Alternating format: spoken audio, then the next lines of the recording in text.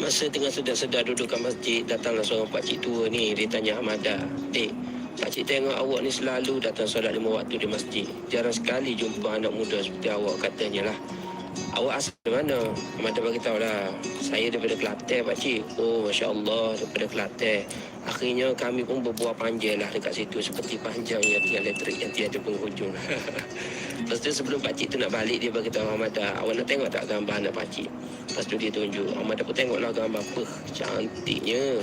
Lepas tu pakcik tu tanyalah Hamadah, "Awak nak tak dekat anak pakcik?" Hamadah cakap lah, "Nak lah pakcik. Siapa tak nak, cantik ni, apa jackpot ni." Lepas tu pakcik tu cakap lah, ada syaratnya. Dulu arwah mak dia wasiat, kalau ada anak muda yang boleh jawab 3 pertanyaan ini, nikahkan dia dengan anak kita, kata pakcik tu lah. Lepas tu Hamadah pun fikir, apa jackpot kali ni. Apa pertanyaan dia, pakcik? Pakcik tu pun tanya pertanyaan pertama, "Kalau awak sudah menikah nanti, apa yang paling penting dalam rumah tangga?"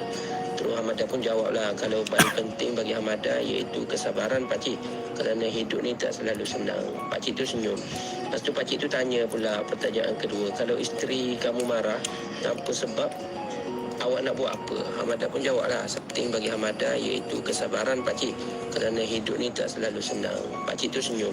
Lepas tu pakcik tu tanya pula pertanyaan kedua, "Kalau isteri kamu marah tanpa sebab, awak nak buat apa?" Hamadah pun jawablah, "Saya akan diam dulu, biar api yang membara itu padam dulu sendiri. Kalau dah sejuk, barulah kita cakap dan mesyuarat baik-baik."